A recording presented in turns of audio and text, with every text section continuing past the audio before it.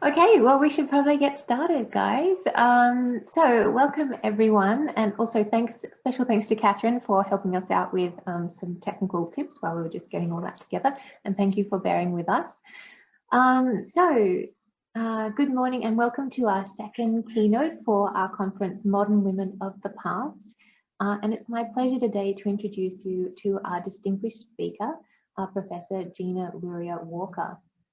Gina Walker is Professor of Women's Studies and Director of the New Historia at the New School in New York. She teaches women's intellectual history and is one of the world's foremost scholars on recovering 18th century feminist intellectual Mary Hayes and her circle. Her interests include the struggle of female intellectuals to be educated outside the male-only institutions of teaching and learning and recognized in the Republic of Letters, and the diffusion of the Reformation concept of the right to private judgment as a pivotal force in the withering of absolutism in church and state. Dr. Walker also explores the emergence of the rights of man and the conflict over efforts to apply these to women, the working class, people of colour, colonists and Jews.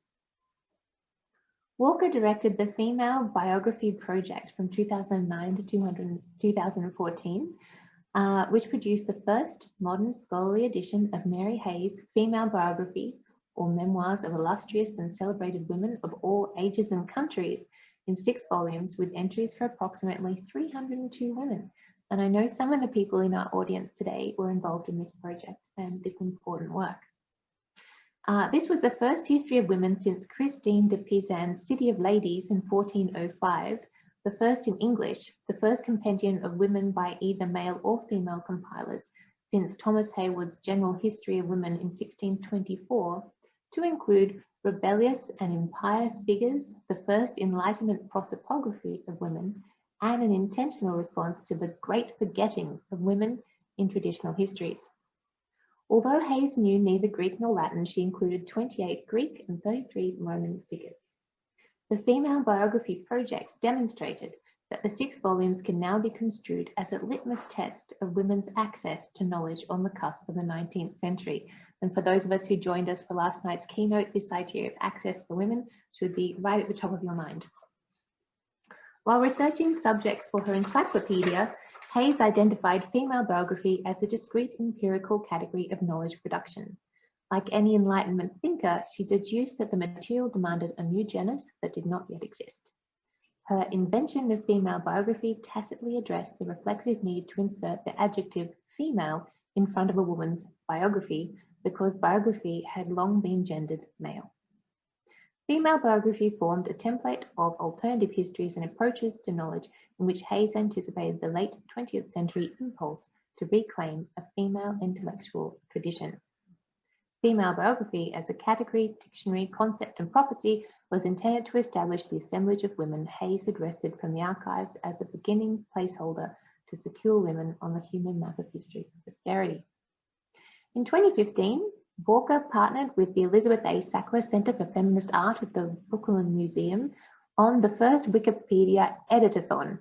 In 2016, Walker produced the Revising Revisionism Symposium with Catherine Morris, the Sackler family senior curator for the Elizabeth A. Sackler Center.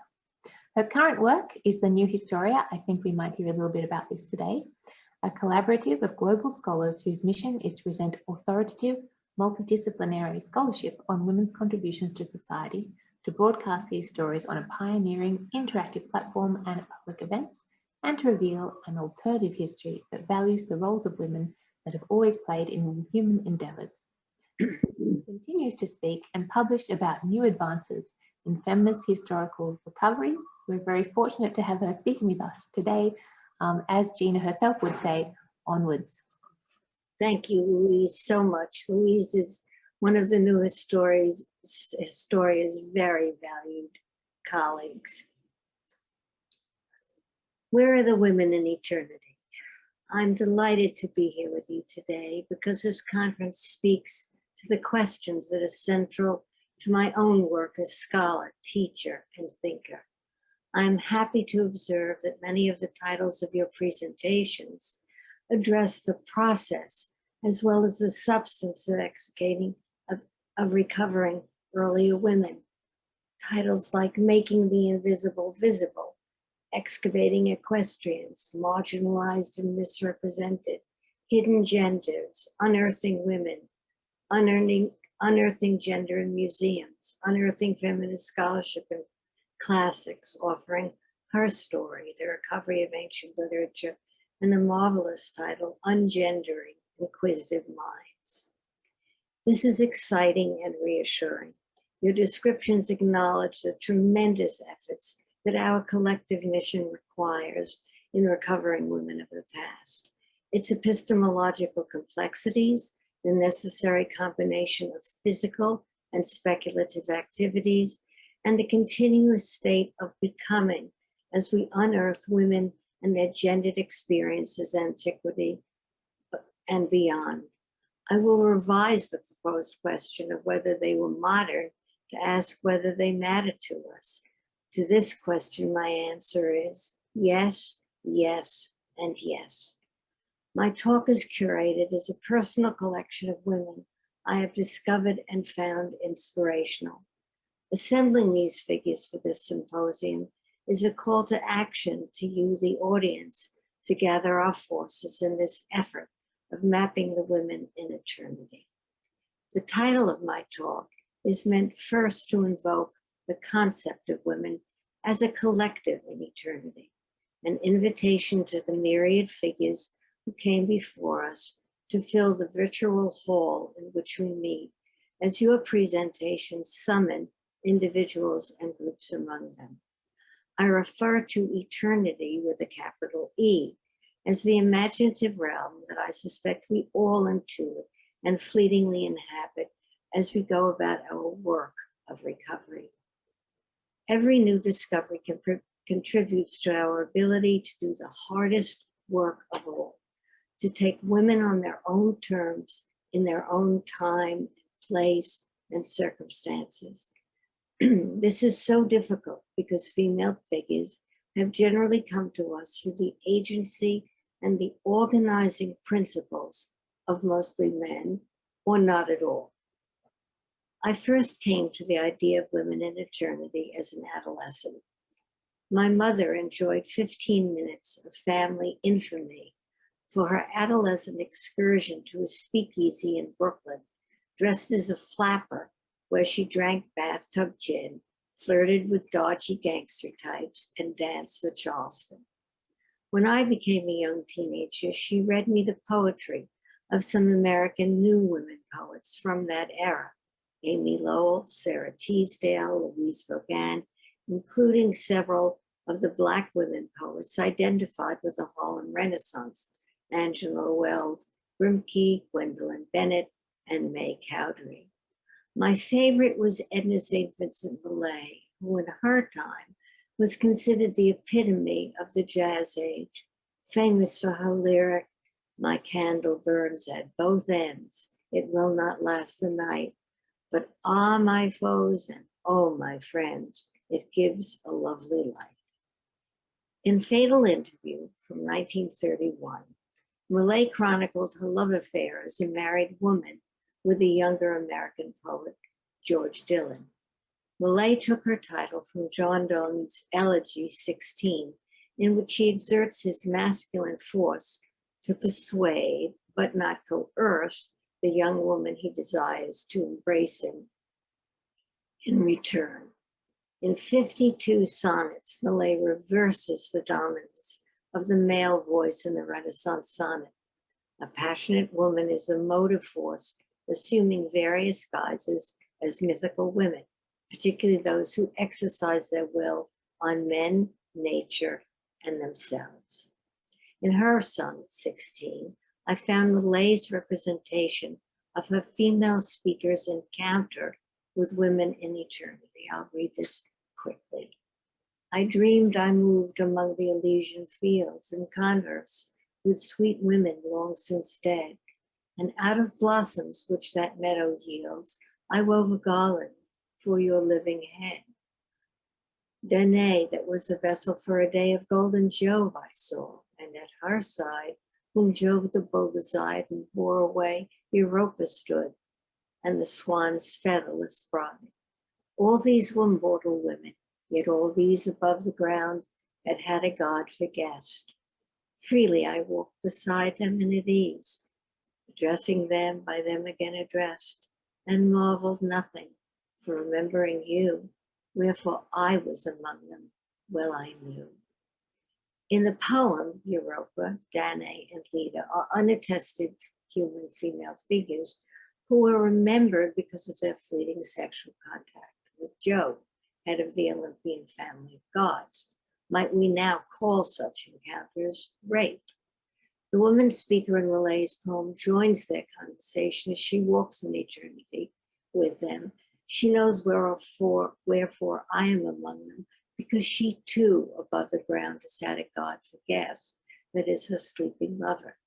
A recent commentator writes of the poem, the presence of these dead women suggests a continuity across time, and the speaker's assertions that she walks beside them freely and at ease reinforces the feeling of solidarity. Millet seems to be equally interested in surveying the field of women's inscription in literature, as well as in the lives of women she deploys in her work. Her repeated references to these figures are meant to alert the reader to Millet's revisionary intention, the creation of an original female persona whose attitude towards sexuality sees the vindication of other women's experiences as a necessary step for the eradication of silence and prejudice. As a teenager, I couldn't reckon with the more adult complexities of what seemed to be going on. What struck me like a Jovian thunderbolt was the idea that some women could reside in the human imagination forever, and that Millet's speaker had encountered, interacted with, and felt herself accepted by 3 of these women. I wondered if the women she met might guide her to her own place in posterity. With a shiver, I speculated that women too could live in infinity through the power of human memory. Like the gods, like all the men who were represented on the rooftops of temples of learning and remembrance, libraries, museums, the Vatican, together holding up the sky. Who were the women? Where could they be found? How could I know them?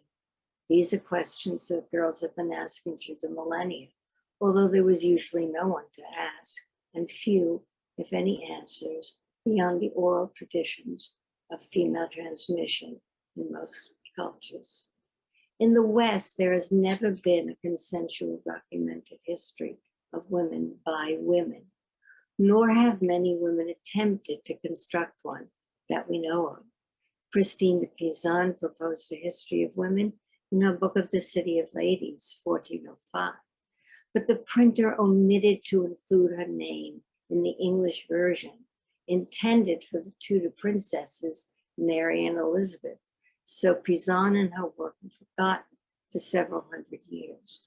Mary Hayes, the subject of my doctoral research, attempted a biographical history of women in female biography or memoirs of illustrious and celebrated women from all ages and countries, or alphabetically arranged in 6 volumes of prosopography of approximately 302 earlier figures, published in 1803.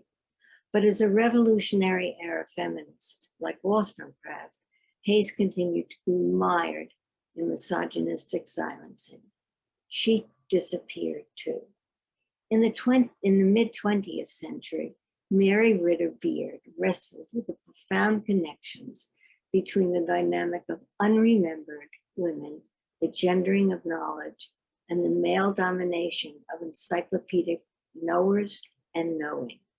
Beard was one of the first American female historians, albeit without an advanced degree, whose major work, The Rise of American Civilization, 2 volumes, 1927, was introduced in partnership with her husband, Charles Austin Beard, one of the most influential historians in the early 20th century. As Mary Beard researched in the archives, and libraries alongside her husband, she became alarmed by the omission of women from standard historical accounts. In 1946, when Bea was 70, she published Woman as a Force in History, a study in traditions and realities in which she identified an idiosyncratic group of key women. She observed with irony and conviction, it is hard to miss woman as a force in history. If one keeps one's eyes open and seeks in the scientific spirit the truth about women as revealed in a documentation as diverse as it is ponderous, if one is not afraid to know her, if one really wants to know her. Bea too passed out of active memory, like the many figures she sought to recover. At present, she is mostly unremembered, despite being a foremother of vigorous fields, including women's history, women's studies, gender studies, and allied projects of recovery. Virginia Woolf is often credited with initiating the 20th century project of recovering women in a room of her own, 1929, in which she posed the question, why does not some brilliant student at Newnham or Girton supply a mass of information about women and their lives? Woolf intuited the absence of women in historical narratives, but she stopped short of participating in the great venture of recovery, acknowledging that it would be ambitious beyond my daring thought, looking about the shelves for books by women that were not there, to suggest to the students of those famous colleges that they should rewrite history, though I often own that it seems a little queer, calling it seems a little queer as it is, unreal, lopsided. But why should they not add a supplement to history, calling it, of course, by some inconspicuous name, so that women might figure there without impropriety? Woolf suffered from what a recent scholar has called the anxiety of absence. She didn't have a community that valued these early women's presences and contributions. Viewed through the eyes of the great male historians whose work she did know, Woolf lacked knowledge of the unheralded scholarly community that was already creating the histories of women that she sought in works that focused on the cultural climate for women, their education, and the restrictions on their behavior. What has persisted is Woolf's seductive portrait of Judith Shakespeare, William's younger sister, who couldn't and committed suicide. What has not endured is knowledge of the efforts of successful individual and groups of women to claim and sustain women in eternity that Woolf yearned to know. In 1999, in Gender and History, Joan Wallach Scott called for the rewriting of the past through the lens of history, of gender, that is, her story. Your presentations validate how crucial this has been. We keep trying to recover missing women, and persistence matters, but how in our time do we secure women, do we secure posterity for earlier women? New modes of recovering women. Since Scott's groundbreaking response to Woolf's reflections in the past 20 years, something new has happened in the recovery of the female past, materiality. This is not merely metaphorical. New knowledge is being produced. It makes palpable aspects of women experience and unknown contributions. Professor Pope and her colleagues' archaeological excavations speak brilliantly to material recovery. So too does the work of others in textile archaeology, archaeometry of Bronze Age mummies, tracing linguistic silencing to the Dead Sea Scrolls, and accurate translations, for example, of the 23,000 cuneiform letters that attest to the daily lives of female textile workers in the 19th century BCE in Assur and Kamish. Missing matter. In the introduction to Agnotology, the Making and Unmaking of Ignorance, 2008, Robert Proctor asks, how should we regard the missing matter? Knowledge not yet known. Is science more like the progressive illumination of a well-defined box, or does darkness grow as fast as the light? With a global collaborative of colleagues, I formed the new Historia in 2017 at the invitation of the New School. This was before a colleague shared Proctor's text with me. When I read Proctor's questions, I immediately recognized that he was describing the search for the women in eternity and the challenge to us to find and reclaim them. The new Historia regards women of the past as missing matter, both as figures we may not know, who generated knowledge still not yet known, and as possessors of missing knowledge that has no obvious place in prevailing knowledge ordering systems. The new Historia is dedicated to pursuing such missing matter, evidence of earlier women's lives and cultural contributions that survived and then disappeared. Sometimes these figures were resurrected, only to be lost again, either through intentional destruction or neglect, leaving a void of women's historical invisibility. Our collective work today is reconstructing the lost knowledge of women's experiences, ideas, and productions, and securing this emerging corpus for posterity. The new Historia addresses these questions with a wide variety of perspectives, voices, and media that include a growing archive of authoritative female biographies of a wide range of attested females. The Knowing Women podcast series, Women's Legacy at the New School, a research and teaching initiative that has already discovered 10 founding mothers. Can we go back to that slide, Victoria? 10 founding mothers, little or unknown during the first 100 years of the university's existence. Imagine that, 10 founding mothers in the institution, and they didn't know that. Production of clusters of historical women underway, for example, in Turkey and India, regular symposia, and academic offerings that focus on taking women in their own terms. In process 2 is a 3D VR immersive platform of female biographies along the coordinates of time and place. And this spring, the launch of our first website. The new Historia uses the gendered categories of woman, women, and female to refer to female identifying individuals through time and around the globe who did not have the benefit of the theoretical analyses of gender categories that were developed in the 20th and early 21st centuries, or the choices about how to embody themselves.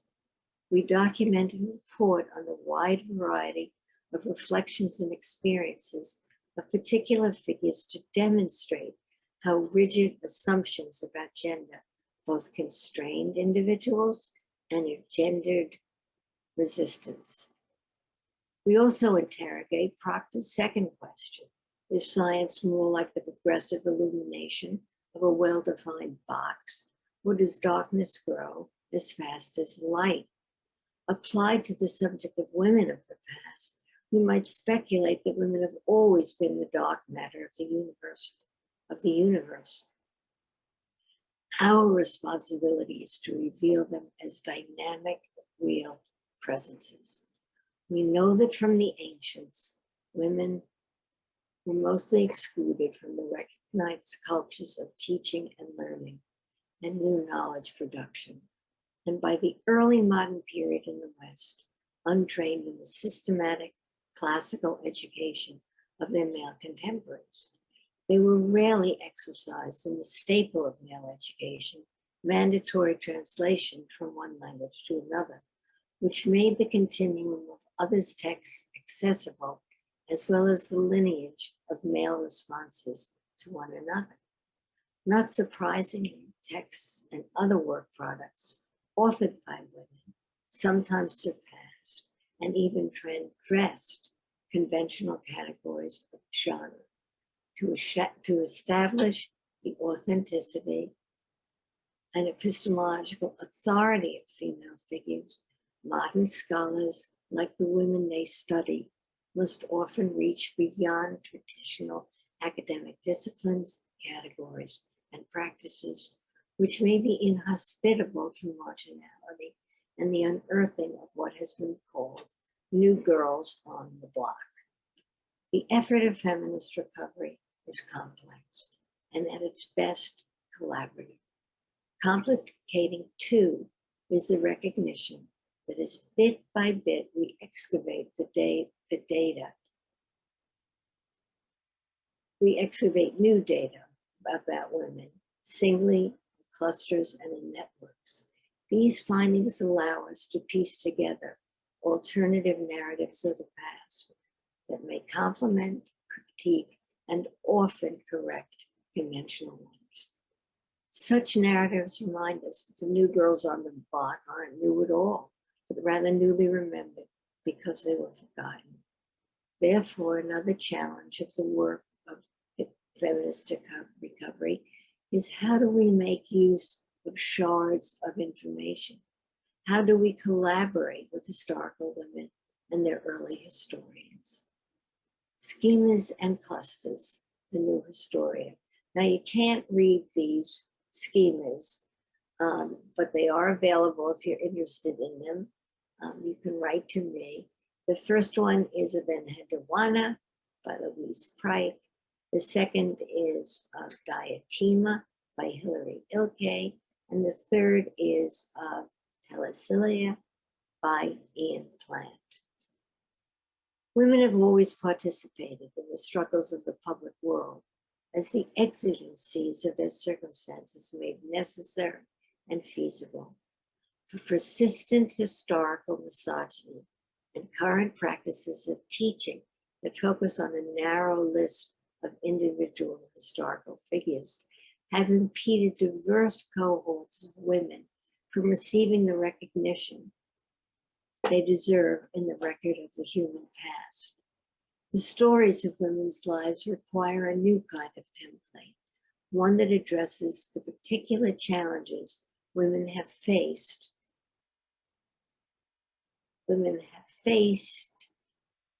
as their contributions led them into public life, including but not limited to the idiosyncratic circumstances of their time and place, their lack of formal education, gender bias, racial exclusion, and expectations around sex, marriage, and children.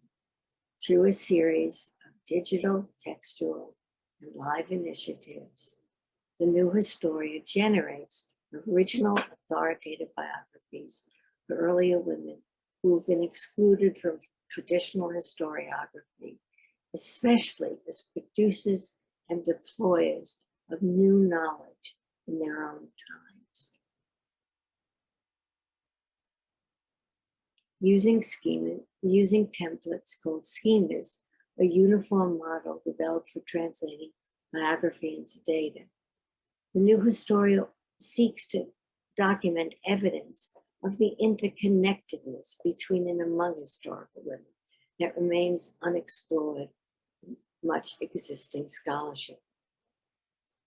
With emphasis on the primary source materials written, read, received, and influenced by earlier women, we use schemas and associated metadata analysis to discover and propose unknown networks and convergences within our spanning collection. Knowledge ordering systems. I'm just going to take a sip of water.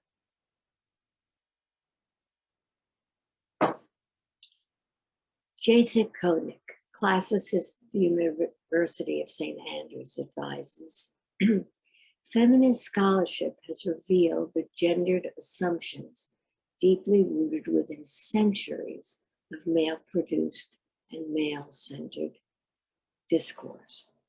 In his work, he identifies the basic structural elements that organize what we know and how we collectively deploy such elements. That is, he documents derive in large part from the interests of elite men in ancient Greece and Rome. He explains knowledge ordering systems structure our sense of the external world and are themselves, in fact, underpinned by deeply rooted ideological assumptions about what is to be valued most in human culture and in the natural world, and about how different parts of the universe of human knowledge interconnect with each other. I read Koenig's work as a call for us to develop new knowledge ordering systems that for the first time include a female dimension. Women need to become a fully inclusive story of the past from which they have been too long excluded. Only in this way will knowledge systems be made whole and accurate, and the women of eternity find their appropriate and permanent places. The great epistemological questions of recovery, I suggest, are not so much theoretical, but rather commonsensical. What has to be known with certainty in order to understand past women on their own terms? Once reliably known, how do women's contributions change the narrative of the past and women's place in it? Women's history, told through the practice of female biography, makes us start at the paradigm shift for which many have called. So this is an invitation from the new Historia. We are aware of the great silences about women of the past that historical misogyny perpetuates even in contemporary life. In a time of false information, there is increasing peril in not actively promoting what we know about women as knowers and the rich histories of women's epistemological authorities in every field. In the face of renewed violence against women around the globe, I propose that we break the cycles of ignorance and misappropriation about women by deliberately collaborating beyond the confines of our respective disciplines and training.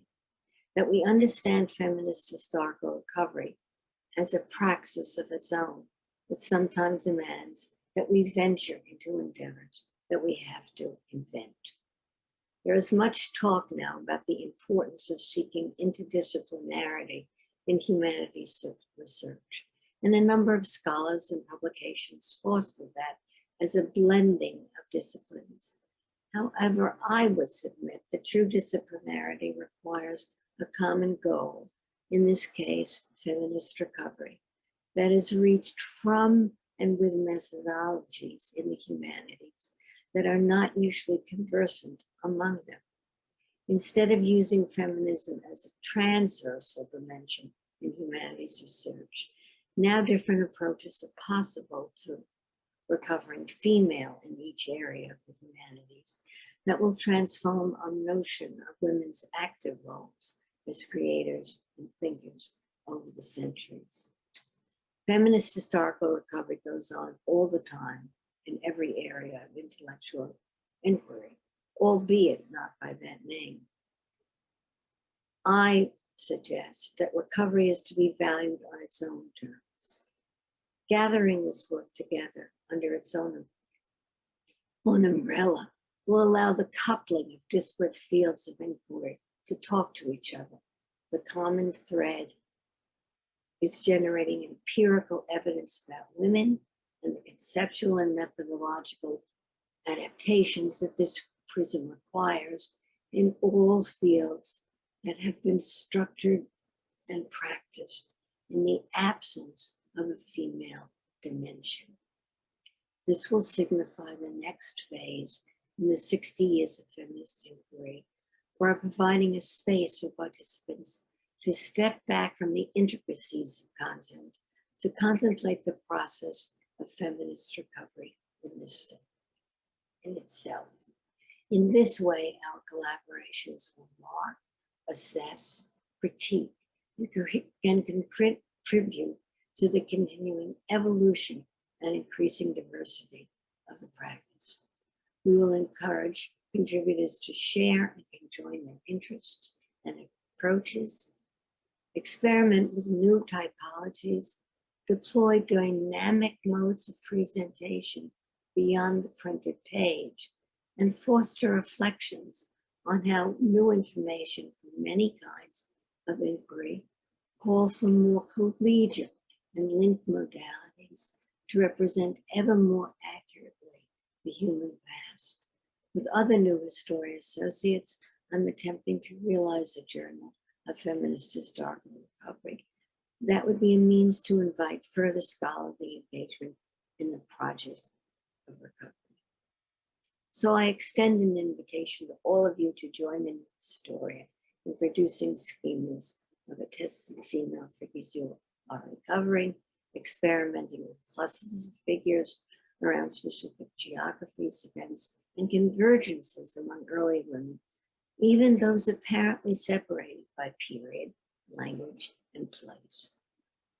I believe that this is necessary because we're poised to ignite a revolution in knowing about women. For the first time in human experience, the ongoing project of feminist historical recovery has produced a critical mass of information about more women of the past than we could ever have imagined existed. Knowing is powerful, and we can become more powerful by galvanizing the new knowledge about real women's documented contributions to society, broadcasting the roles women have always played in human endeavors, and insisting on a central place in our cultural dialogue for women's voices, past, present, and future. The data generated by scholars like us in the process of feminist historical recovery changes the conventional cartography of the past. We have willy-nilly been catapulted in the sustained nascence of knowing about women that demands new narratives of female intellectual, technical, and creative productions. We no longer need to reflexively subsume ourselves and our foremothers in masculinist versions of history. Edna St. Vincent Millay intuited this, but didn't have evidence for community of seekers for women like herself. She, like Millay, Beard, Hayes, and other legions of early figures, could only dream. Together, we can know. In her wisdom, the poet Sappho predicted the promise and problems of remembering women. In fragment 77, she writes, I assert that someone in the future will remember us. Sappho expresses a hope, perhaps a plea, that her words will persist in the memory of others. She pretty accurately predicts her own place in posterity, but not that of the collective us, other lyricists, singers, friends, students, lovers, whom she invokes. I end with this because it suggests a disparity between Sappho's fragmentary hope and the consequent historical record that reveals the great absence of women in our knowledge of the past. Although attested in their time, the women Sappho envisions have apparently vanished.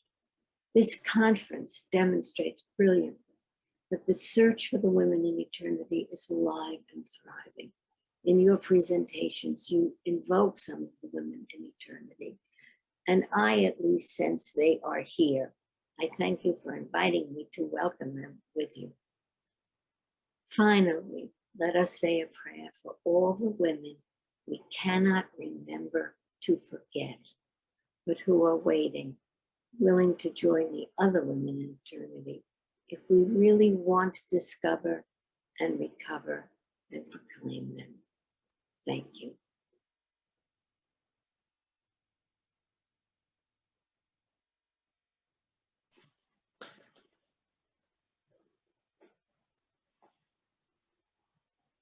Well, thanks so much for that, Gina. I think we've got a little bit of time before our break for some questions. So if anyone would like to ask questions of Gina, please put them in the question and answer, and we will get to them as soon as we can. I've got a question just to start us off while people are kind of still ruminating about what their questions might be.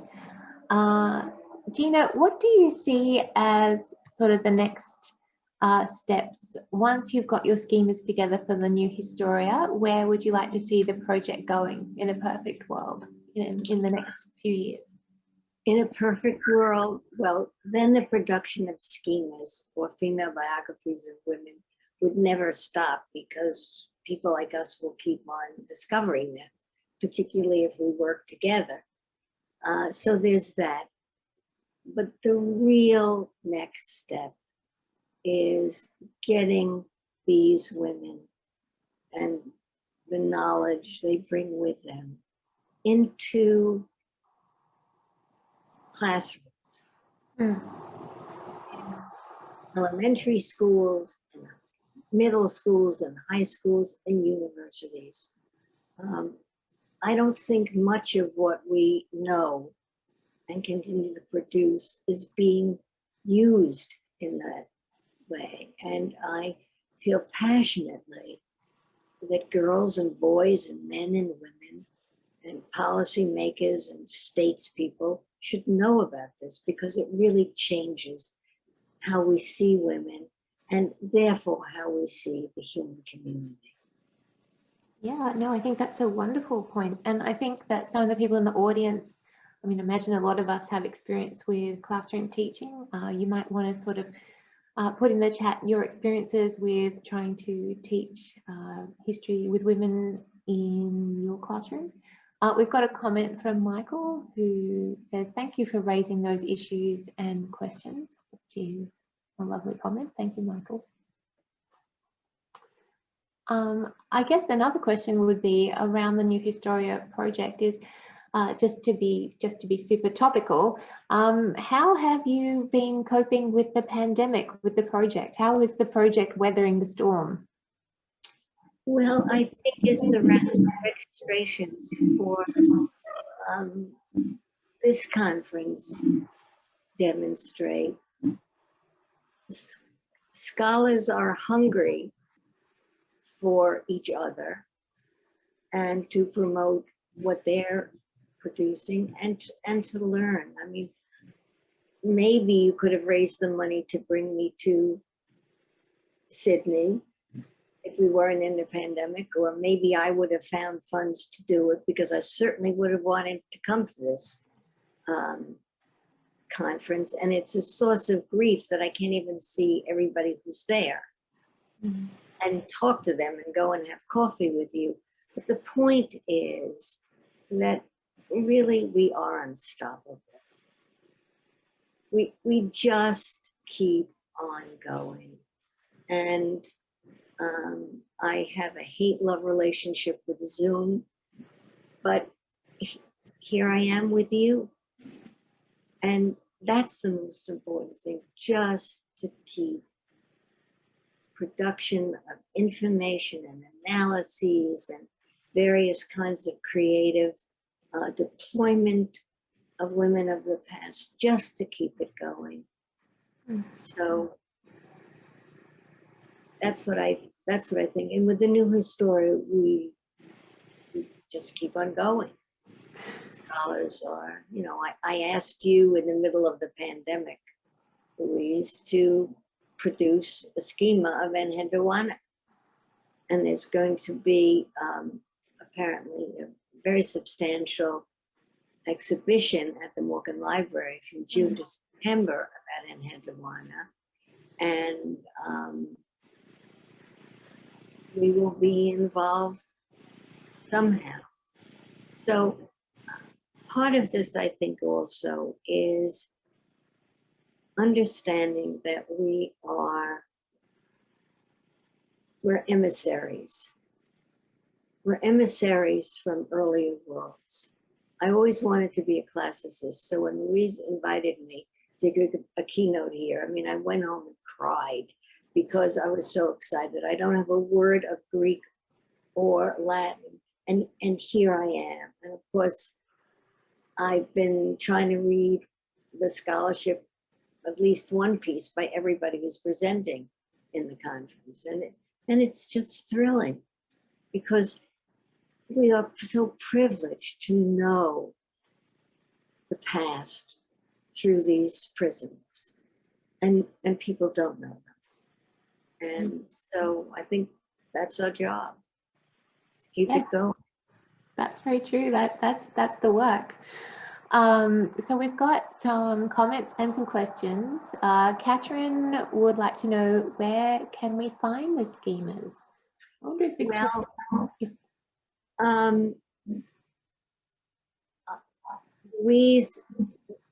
when I get back to my keyboard, I was going to say in my office at the New School in Manhattan, but I'm not there. I will figure out with Louise and the other organizers how to get you all my email address. And really, I would love to hear from you, because I want your responses to the schema form that we've developed, which we keep on vetting. I mean, we keep experimenting. How do we represent the flood of information about early women, or the absence of information, so that it makes women come as alive as possible on a piece of paper? That's wonderful. Thank you, Gina. And Alba has asked a lovely question, which is, how can we be strong without losing femininity? Which I think is a really interesting question, because our ideas of femininity and strength are kind of always changing, right? A wonderful question. Something I think we all think about, whether we know it or not, and wrestle with in various ways. And I think, again, the women of the past help us, because the more we learn about them, the more we pay attention to them, the more we see the ways in which historical misogyny, which I always think of with a capital H and a capital M, have kept us from knowing about each other and therefore ourselves. And there are myriad women who figured out strategies to be strong as women. And that's a whole question that I would love to discuss in the forum of Feminist Historical Recovery. It's just these questions that I think we need scholars to come together and talk about, because there are no easy answers. So thank you for that wonderful question. Thank you for the question, and thank you for the answer. Beatrice has a lovely comment, which is, it has been very uplifting to hear such inspiring talks as yours and others at this conference. It makes me feel very hopeful about what I can achieve as I continue to study and pass my degree. Wonderful, Beatrice. Absolutely.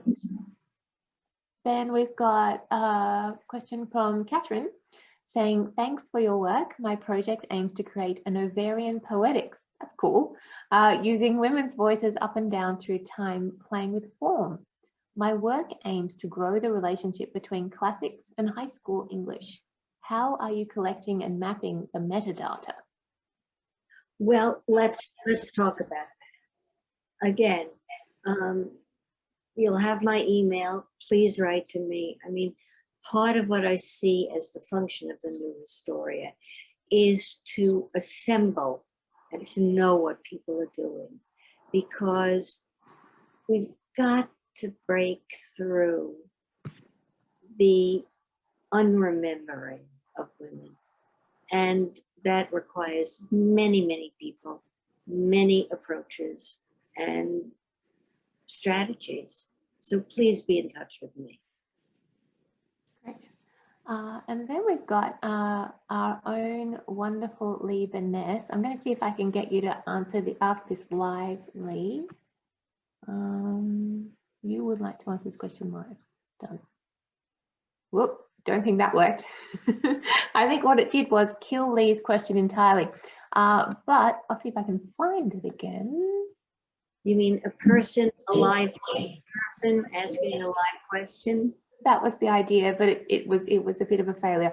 Anyway, I found the question. So Lee has said, "Hello, Gina. Thank you for the fabulous lecture. I worked with you on the Mary Hayes female biography project."